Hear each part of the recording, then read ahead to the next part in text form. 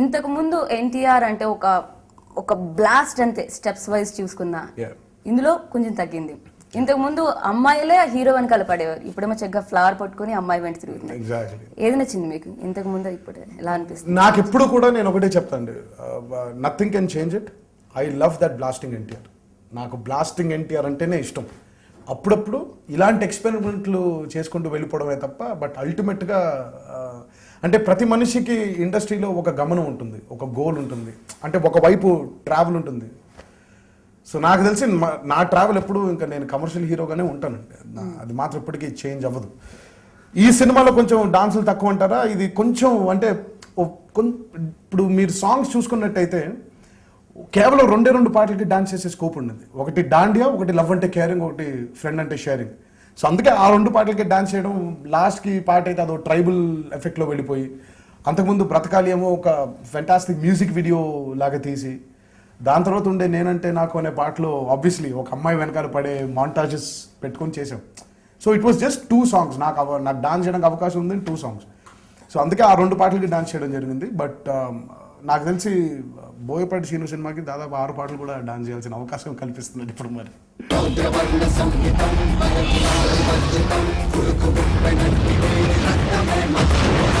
యుద్ధం అంటూ మొదలు పెట్టాక కంటికి కనపడాల్సింది టార్గెట్ మాత్రమే.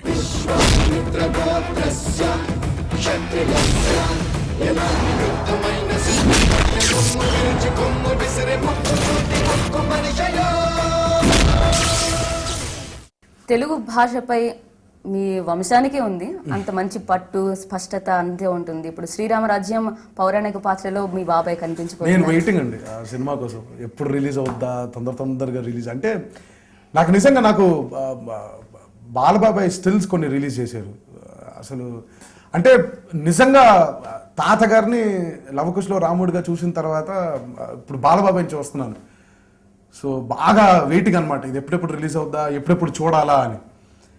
అండ్ దాని తర్వాత మేబీ ఇప్పుడు 2వ జనరేషన్ బాబాయ్ చేశారు కాబట్టి మేబీ 3వ జనరేషన్ ఫ్యూచర్ లో నేను కూడా శ్రీరామరాజ్యం లాంటిది ఒక ఆల్రెడీ చిన్నప్పుడు చేసేస్తారు, కానీ ఇప్పుడు కొంచెం మళ్ళీ చేయాలనిపిస్తుంది.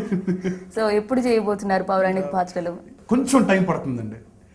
అంటే ఇలాంటి సినిమాలు చేయాలంటేనంటే ఫస్ట్ అసలు మన మీద మనకి నమ్మకం, అపారమైన నమ్మకం పెరగాలి. నాకు తెలిసి నేను ఇంకా కంప్లీట్ పౌరాణికం చిత్రాలు చేసే ఎక్స్పీరియన్స్ నాకు ఇంకా రాలేదు అని ఫీల్ అవుతున్నానండి. కొంచెం నేను నా మీద ప్రజలకి ఇంకా నమ్మకం రావాలి, ప్రేక్షకులకి. సో ఆ నమ్మకం వచ్చిన రోజున మాత్రం తప్పకుండా 101% నేను చేసే పౌరాణిక చిత్రాలు చాలా వస్తాయి. మీ ఫ్యాన్స్ కోరుకున్నట్టుగా ఇప్పటి వరకు వాళ్ళ కోరికలు చాలా నెరవేర్చారు. మీ ఫ్యాన్స్ కోరుకుంటున్నట్టు పాలిటిక్స్ లోకి ఇప్పుడు ఎంటర్ అవుతున్నారు ప్రత్యక్షంగా. ఏంటి ఇప్పుడు అంటే నేను దీని గురించి పెద్ద ఇది చెప్పాల్సిన అవసరం లేదు. తాతగారు స్థాపించిన పార్టీ తెలుగుదేశం పార్టీ. ఆయన మీద ఉండే అభిమానం, అంటే ఆయన మనవడి కంటే ఆయన అభిమానిగా నేను ఎక్కువ రియాక్ట్ అవుతూ ఉంటానండి. నా లైఫ్ మీద ఆయన ఎక్కువ ప్రభావం చూపిస్తూ ఉంటారు. నాకు ప్రస్తుతానికైతే నా వయసు 28 ఏళ్ళేనండి. ఇప్పుడే పెళ్లి చేసుకున్నాను. సినిమా జీవితం బాగుంది. ప్రస్తుతానికి నా బ్రతుకు తీరు గురించి నేను ఆలోచించాలి. రాజకీయం అనేది నాకు తెలిసిన రాజకీయం కేవలం ఏదో అలా వచ్చేసి గెలిచేసి మళ్ళీ ఇంట్లో వెళ్ళిపోయి కూర్చోవడం, ఇలాంటి రాజకీయం నాకు తెలియదండి. నాకు తెలిసిన రాజకీయం సమాజాన్ని మార్చే రాజకీయం. చాలా టైం ఉందండి దానికి. ఇంకా I'm still not experienced. So అది వచ్చిన రోజున తప్పకుండా మీకు తెలియజేస్తానండి. ఎన్టీఆర్ గారు, మీరు మీసం ఉంటే బాగుంది అనిపిస్తుందా, మీసం లేకుండా ఉంటే బాగుంది అనిపిస్తుందా మీకు? నాకు తెలిసి ఆంధ్రప్రదేశ్ అనే రాష్ట్రంలో మీసం ఉండే మగాడికి ఎక్కువ ప్రిఫరెన్స్ ఉంటుంది. సో నాకు మీసం అంటేనే ఇష్టం అండి. అంటే మనం బేసిక్లీ మా సౌత్ ఇండియన్స్లో ఎక్కువ ఉంటుందండి ఆ ట్రెండ్, మీసం పెట్టుకునేది. సో నాకు బాగా ఇష్టం మీసం అనేది. సో అప్పుడప్పుడు ఏదో ఇలా బృందావనంకి ఊసరవెల్లికి తప్ప మామూలుగానే మీసం అంటేనే ఇష్టం.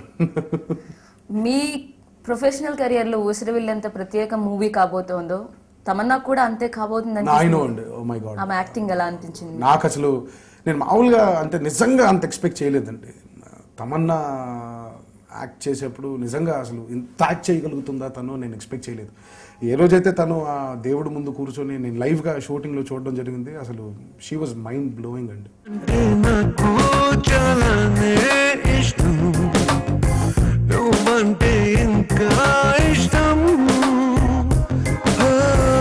ఏ చోటనైనా ఉన్నా నీ కోసం, నా ప్రేమ పేరు నీలా కోసం.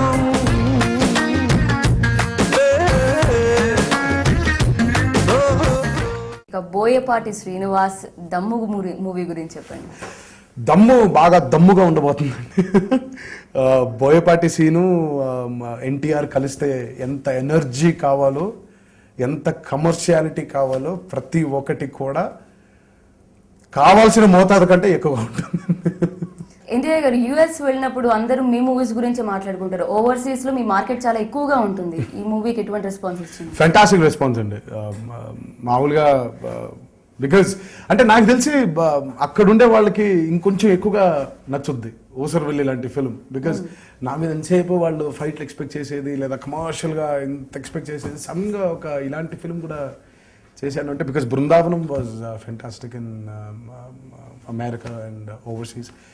I think Oosaravelli is also doing very good.